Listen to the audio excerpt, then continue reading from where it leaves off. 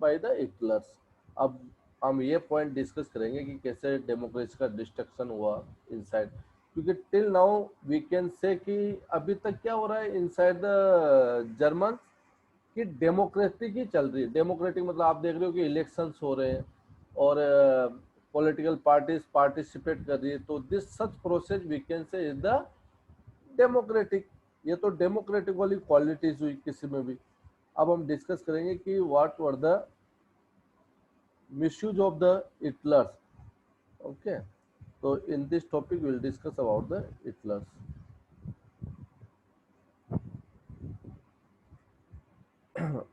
Are you able to see the slides?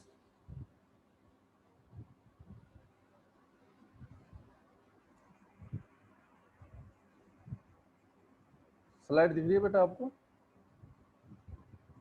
Hello hello, Yes, sir. are you able? Yes, sir. Yes, sir.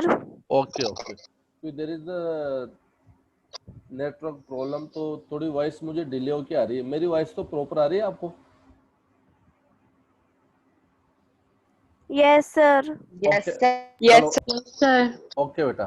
तो destruction of democracy today we are going to discuss in two part. हम discuss करेंगे destruction of democracy part 1 और part 2। Okay, तो elections were held in German, हमने जो last paragraph अभी revise किया मैंने, और इन दिस 1928 में जो इलेक्शन हुए तो 2.6% जो वोटिंग राइट्स मिले थे हिटलर को, ओनली उसकी पार्टी को, जितना कि हमारा वर्ल्ड में प्रॉपर जो पोर्शन है इंडिया का in the world area, 2.6 India का वो एरिया है जो वर्ल्ड में शेयरिंग करता है, तो 2.6। और उसके बाद हमने देखा 1932 में 37% largest party inside the German, Germany के अंदर सबसे बड़ी नाजी पार्टी बनके लार्जेस्ट पार्टी बनके सामने है। अब अब उसके बाद जब इलेक्शन हो गए, नाजिस्ट पार्टी सबसे बड़ी पार्टी बनके सामने आई, तो 30 जनवरी 1933 after a year president Hindenburg offered chancellorship to the Hitler. तो ये किसने ऑफर की? वहां के प्रेसिडेंट ने। अब देख, जैसे बेटा हमारे इंडिया में होता है ना, प्रेसिडेंट जो होता है वो सब कुछ होता है, प्रेसिडेंट ही हमारे मोस्ट ऑफ जितने भी वर्क होते हैं, name it is the for name sec for president, वो प्रेसिडेंट के नेम पे साइन होते हैं, लेकिन पावर किसको ज्यादा होती है? प्राइम मिनिस्टर को। वाई? क्यों पावर प्राइम मिनिस्टर को ज्यादा होती है? Because is the elected leader, directly elected होते हैं वो, तो प्राइम मिनिस्टर को आप देखोगे ज्यादा पावर होती है कंपेयर देन द प्रेसिडेंट, लेकिन for name sec president powerful होता है। तो 30 जनवरी एजिट इन 1933 जो वहां के प्रेसिडेंट थे हिंडनबर्ग ऑफर्ड, जो उन्होंने चांसलरशिप ऑफर किया किसको? हिटलर को, क्योंकि Hitler party was the largest party in the German. तो चांसलरशिप क्या होती है? जैसे हमारे यहाँ प्राइम मिनिस्टर पोस्ट होती है ना बेटा, तो एजिट चांसलरशिप पोस्ट है वहां पे like a prime minister who is the more powerful. Okay, तो यहाँ से स्टार्ट होता है ये चैप्टर डिस्ट्रक्शन ऑफ डेमोक्रेसी। तो इन डिस्ट्रक्शन ऑफ डेमोक्रेसी ये chancellorship offered by the president Hindenburg. Okay, तो Hitler started the dismantling the democracy. यहाँ से हिटलर ने स्टार्ट किया कैसे misuse of the democracy. Mister एंस fire in the German parliament building. वहां पे क्या होती है, एक दिन जर्मन पार्लियामेंट के अंदर आग लग जाती है। अब ये आग अपना आप तो लगी नहीं होगी बेटा, किसने लगाई होगी? तो व्हाट वाज इट्स रिजल्ट, इसके रिजल्ट्स क्या हुए?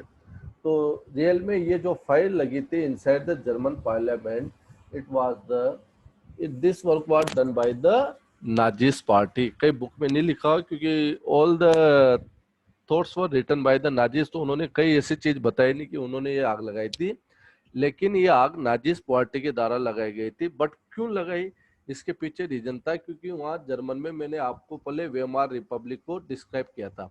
तो इन वेमार रिपब्लिक में आपने देखा होगा कि एक ग्रुप था जो वेमार को सपोर्ट करता था, another one group was the support to the communist, यानी जो सोवियत स्टाइल की यूनिट चाहता था, कम्युनिस्ट को सपोर्ट करता था। इस पार्ट लिस्ट जो मैंने आपको पढ़ाया भी था। तो यहाँ पे क्या किया हिटलर ने कि कम्युनिस्ट को ब्लेम करने के लिए, कम्युनिस्ट क्या अपोजिशन पार्टी थी, तो कम्युनिस्ट को ब्लेम करने के लिए ये आग लगवाई गई थी, ताकि इस आग का जो ब्लेम है वो किस पे चले जाए? कम्युनिस्ट, और they can arrest the communist leaders. क्यों? क्योंकि वो पावर में आ चुके थे। कौन? हिटलर। तो Nazi party was in power. तो फाइव डिक्री ऑफ 28 फरवरी 1933। अब डिक्री क्या होता है? ए लॉ, जो लॉ लिख के दे दिया जाता है प्रेसिडेंट के द्वारा या मे बी चांसलर के द्वारा, डेट इज डेट। ओके, तो फाइव डिक्री ऑफ 28 फरवरी 1933 में पास कर दिया। क्या क्या? Suspended the civil not a civic, civil right आएगा। Suspended the civil right such freedom of speech press and assembly. और इसको ब्लेम करते उन्होंने सस्पेंडेड कर दिया सिविल राइट्स को। जैसा कि मैंने आपको वेमार कॉन्स्टिट्यूशन के अंदर जो सबसे बड़े टू इनहेरेंट थे वो बताए थे आपको। इनहेरेंट जो थे ना, कि वन वाज द आर्टिकल 48 और another one was the proportion of parliament representative. तो यहाँ पे क्या किया प्रेसिडेंट ने? पावर का यूज करते हुए, इमरजेंसी का यूज करते हुए, इस suspended the civil right such as the freedom of speech थी लोगों की, उसको उसको बैन कर दिया। प्रेस और असेंबली, कहीं पे they can't assemble at a particular place और लाइक। तो this was done by the Hitler. यहाँ से हिटलर की destruction of democracy story start होती है। Next, prosecutions of people at the concentration camp. अब उन्होंने लोगों को कंसंट्रेशन कैंप भेजना स्टार्ट कर दिया। कैसे? जैसे रिप्रेशन ऑफ कम्युनिस्ट, बहुत से ऐसे कम्युनिस्ट लोग थे जिनको रिप्रेशन और maybe the concentration camp भेज दिया जाता था। और हिटलर का एक ही वर्ड था, that was the final solution. Final solution मतलब डेथ, मार देना उसको। ओके, तो he was use the final solution. अब किस टाइप की फाइल लगी थी बिल्डिंग में? You can see the pictures. मैं पिक्चर आपको दिखा सकता हूँ। पहले आपको ये दिखा देता हूँ कि वो आज द प्रेसिडेंट ऑफ हिंडनबर्ग कैसे थे। ये है, can you see the pictures? President Hindenburg.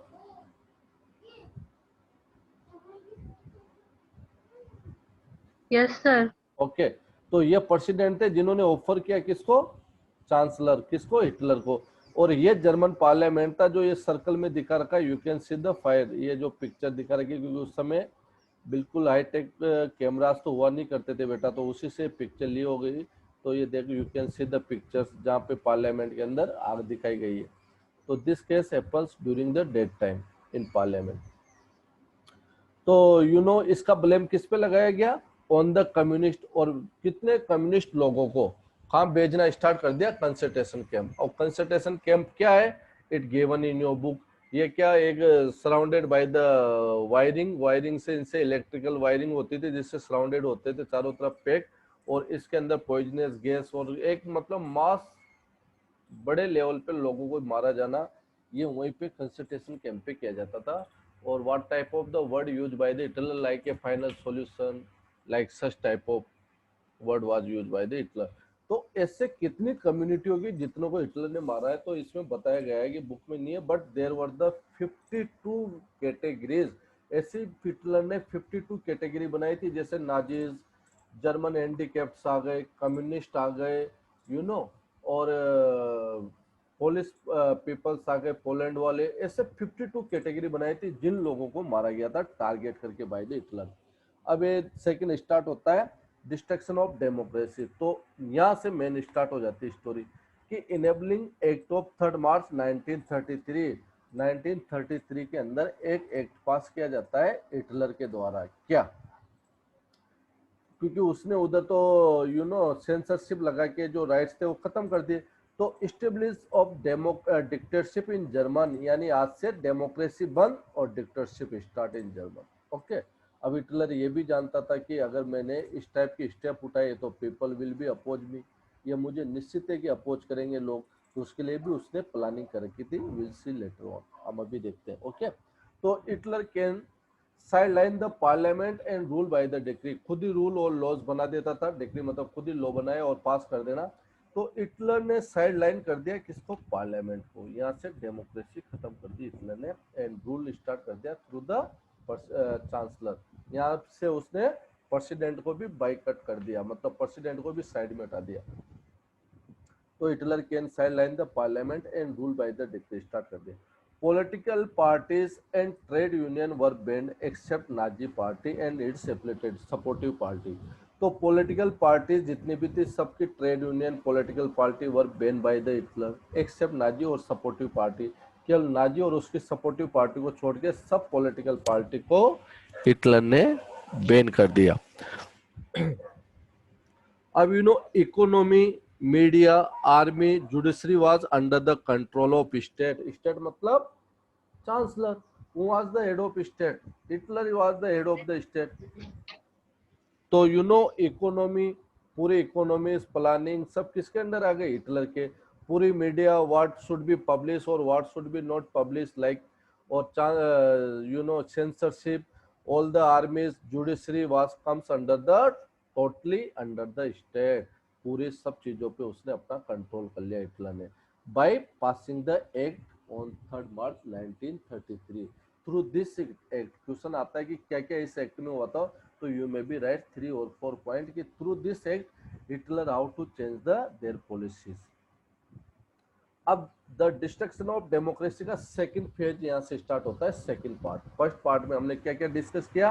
Only 2 topic we have discuss, enable act of 3 March 1933 और another one we have discuss about the कि president offer the chancellorship to the Hitler, यानी एक हम parliament में जो आग लगी वो वाली एक्सीडेंट, उससे कैसे कम्युनिस्ट को ब्लेम किया, how to they send the communist into the concentration camp, okay. और later on the enabling act of the 3 March 1933। तो 2 point we have discuss in first destruction of democracy. अब second destruction of democracy. अब Hitler ने इतना किया तो sure है कि उसने प्लानिंग भी की होगी कि लोगों को कैसे प्रेशराइज किया जाए, ओके। तो were people happy with this? क्या लोग इससे खुश थे? नो, नहीं। श्योर है, क्योंकि डेमोक्रेसी नहीं रहेगी तो लोग खुश नहीं रहेंगे। Then how they were control, तो फिर लोगों को उसने कैसे कंट्रोल किया? See, special surveillance and security forces were appointed. Surveillances मतलब निगरानी करना, उसने स्पेशल ऐसी फोर्सेज बना दी, सिक्योरिटी फोर्सेज बना दी जो लोगों की सुपरविजन करती थी, निगरानी करती थी, व्हाट दे आर डूइंग, क्या प्लानिंग कर रहे हैं, सब चीजों पे ऑब्जर्व रखते थे, ऐसी फोर्सेज बना दी। To control and order of the society as in the Nazis party wanted, जैसा नाजी चाहते थे वैसी सोसाइटियां बना दी उन्होंने कंट्रोल करने के लिए, ओके। रेगुलर पुलिस, एक रेगुलर पुलिस बना दी जो इन्वेस्टिगेशन और में भी घूमती रहती थी रोड पे in civil dresses, okay. And SA बना दिया, स्टॉर्म ट्रूपर्स बना दी, एक्स्ट्रा आर्मी बना दी वहां पे, ओके। जिस पे बना दी सेक्रेट स्टेट पुलिस बना दी। सेक्रेट स्टेट पुलिस का वर्क होता था कि वो पब्लिक के बीच में जाके, और मान लो किसी स्टेट के अंदर मूवमेंट स्टार्ट या रेवोल्यूशनरी क्या प्लानिंग कर रहे हैं उसके बारे में लोगों से इच्छाएं जानना, उनकी डिजायर्स जानना, और लेटर ऑन उसी के अकॉर्डिंग अपनी प्लानिंग करना। तो secret state police also consider by the Hitler. SS बना दी, यानी नाजीज के ऊपर कहीं अटैक नहीं हो जाए उनके लीडर्स, तो उनको प्रोटेक्ट करने के लिए प्रोटेक्शन स्क्वाड बना दिए, प्रोटेक्शन गार्ड लगा दिए गए, एसएस जो कहा गया, ये बुक में दे रखा है पूरा बेटा। क्रिमिनल पुलिस बना दी, इन्वेस्टिगेशन फॉर किसी पे क्राइम लगाना है, किसी पे कोई भी क्राइम और चार्जशीट लगानी है तो क्रिमिनल पुलिस के अकॉर्डिंग उसको जेल भेजना है। और एसडी सर्विस पुलिस बना दी। इस टाइप से उसने डिफरेंट ऑर्गेनाइजेशन बना दिए ताकि लोगों को सुपरवाइज कर सके, सुपरविजन कर सके, यानी नो वन कैन मतलब raise the voice against the Hitler, कोई हिटलर के अगेंस्ट में आवाज नहीं उठा सके। तो that was the pre planning of Hitler. Hitler ने इतनी माइंड साथ प्लानिंग कर रखी थी, ओके। अब सीधे कितनी वेराइटी ऑफ पुलिस है, स्पेशल सुपर सर्विलेंस पुलिस बना दी, सिक्योरिटी फोर्सेज बना दी, नाजिस पार्टी जैसी साथी थी वैसी सोसाइटी बना दी, स्टॉर्म ट्रूपर्स बना दी, secret state police, protection guard बना दिए, क्रिमिनल पुलिस बना दी, एसडी बना दी, ये all are given in your book. तो organize forces with the extra constitutional power, इन लोगों को एक्स्ट्रा कॉन्स्टिट्यूशनल पावर दे दी। क्यों? कॉन्स्टिट्यूशनल पावर किसके पास है? हिटलर के पास। वो जब चाहे तब डिग्री के थ्रू लॉज पास करता था। तो ऑर्गेनाइज जो फोर्सेज बनाए उनको extra constitutional power given by the Nazis party and state डिडेड, इधर का पार्ट कट गया, ओके, डिडेड एज ए नाजिस वांट और state, okay. Torture, arrest without any legal procedure, वहाँ लोगों को टॉर्चर किया जाना स्टार्ट किया गया, अरेस्ट कर लेते थे विदाउट एनी लीगल प्रोसेस, कोई लीगल प्रोसेस नहीं, कोई अरेस्ट वारंट नहीं, कोई उसकी क्यूरीज नहीं, कोई क्रॉस एग्जामिन्स नहीं, कुछ भी नहीं, और torture arrest without legal procedure all are the common inside the German. लेकिन ये सब क्यों किया हिटलर ने? क्या वो टेररिस्ट था या वो कंट्री को ऐसा बनाना चाहता था? नहीं, वो चाहता था कि डिक्टेटरशिप में उसके अगेंस्ट कोई वॉइस, कोई आवाज नहीं उठाए। लेकिन हिटलर का एक प्लस पॉइंट था, जो उसने कहा था कि मैं एक स्ट्रॉन्ग नेशन बनाऊंगा जर्मन को, तो वो उस फॉर्मूले पे वर्क कर रहा था। ये उसने प्रॉमिस, वहां पे वो सही था। बाकी रेस्ट ऑफ जगह उसने डेमोक्रेसी का डिस्ट्रक्शन किया, लेकिन उस जगह वो कंट्री के लिए सही था। उसने ये जो सब प्लानिंग की एक जर्मन को स्ट्रॉन्ग नेशन बनाने के लिए की, तो वहां पे हम कह सकते हैं हिटलर इस जगह सही था, बाकी रेस्ट ऑफ जगह पे वो बिल्कुल गलत था। ओके, तो you can see the pictures. अब किस टाइप की पुलिस बनाएगी बेटा? ये पुलिस ऑफ जर्मन, ये तो अभी प्रेजेंट टाइप की पिक्चर है, देखो पहले की नहीं बेटा। तो इस टाइप की जर्मन पुलिस थी। ओके, ऐसे स्टॉर्म ट्रॉपर्स, इस टाइप की पुलिस थी जो लोगों में घूमती थी, पता करती थी what they want to need, what are their planning, क्या रिवोल्यूशनरी क्या सोच रहे हैं।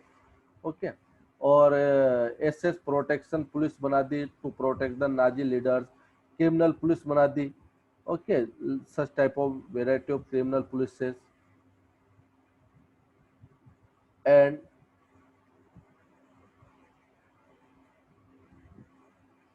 ये सेक्रेट पुलिस और सिक्योरिटी सर्विसेज बना दी, ताकि पब्लिक को अप्रोच करे तो उसको कंट्रोल और डोमिनेट किया जा सके।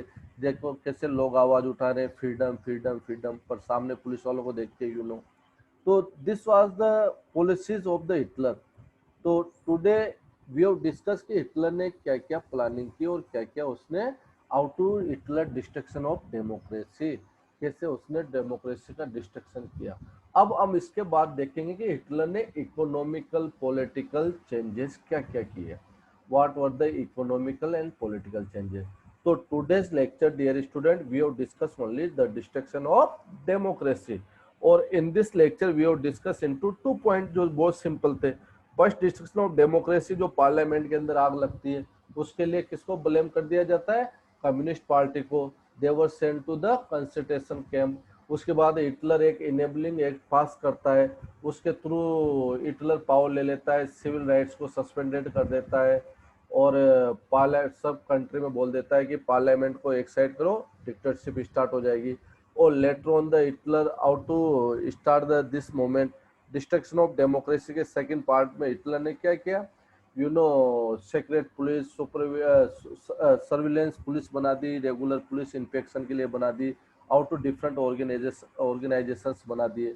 तो this was the way of Hitler. Okay, so this is the today's topic, dear student, we have discussed. If you have any queries, you may be asked. Thank you, sir. Thank Oh, thank you, Thank sir. you. okay.